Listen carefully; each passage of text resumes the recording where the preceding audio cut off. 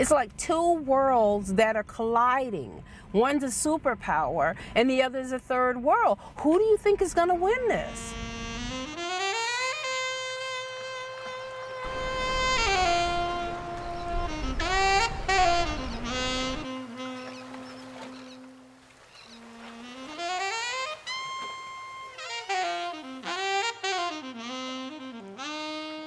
There are two different agendas here.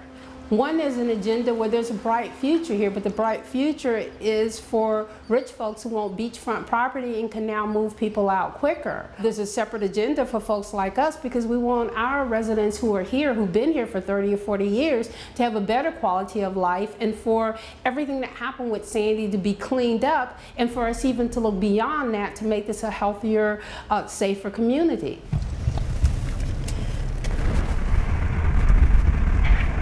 These are real Rockaways. I mean, it's almost like you're in a third world country.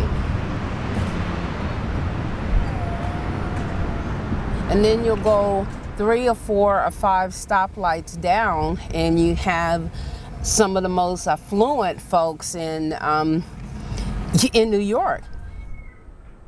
We were hoping when Sandy came that the community could become one because Sandy was indiscriminate. It hit the highest income areas, it hit the lowest income areas, and it caused devastation to both. We were hoping our common pain would bring the community back together in the way it had been many years ago before we started building these multi-million-dollar houses among housing projects.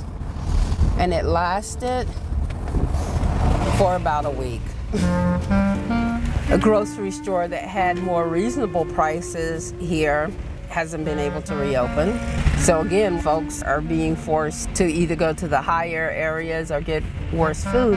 And you can see so many places have just closed up, closed their doors, are just now getting reopened. It's a year later. And there's still many things down here though that are closed,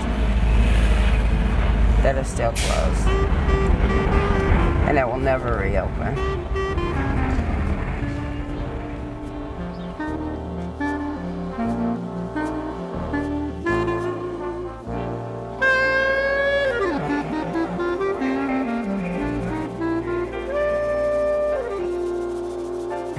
Hi, hello. You know what, I'm gonna sit this way so I can face everybody and we can talk. But let me ask you something. How much of a Band-Aid did they put over in that? Do y'all think all this is coming from the government? No, it's How not. much of this do you think is coming from the government? Not that much. Most of it is coming from the private sector. This lady told me she packed a bag and came from Wales. When we had politicians in Manhattan that couldn't find a way over here. Right. So if I tell you that right now everything that we're doing and everything is done, none of it is governmental funding. Yeah, none of it.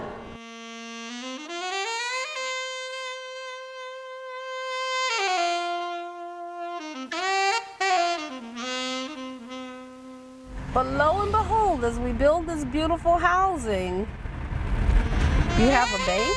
Even though in the poorer areas, there are very few banks. In fact, there are virtually none for miles. You have restaurants. Try finding one of those in our area. Dunkin' Donuts, Checkers, wow, Subway, and this and that never thought about coming before. You can see the train tracks, the poorer housing, and then you see this green monstrosity that's up there, but it's kind of like it is showing you the dividing line between the have and the have-nots. Right here next to these $1 million houses, one of the poorest housing units in all of Queens. Once these buildings are taken over, then you can still continue that march further down. So these folks, again, are systematically being moved out. Sandy devastated this complex. I want to be able to send a postcard to everyone and say, wish you were here, but I can't. I wouldn't wish what we're going through on my worst neighbor or even my deepest enemy if I had them. So the only thing I can say when I'm sending out salutations from this part of the Rockaways is don't forget us.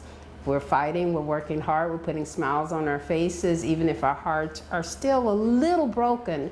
One day we'll send a postcard that says, "Wish you were here," and we'll welcome you back with open arms.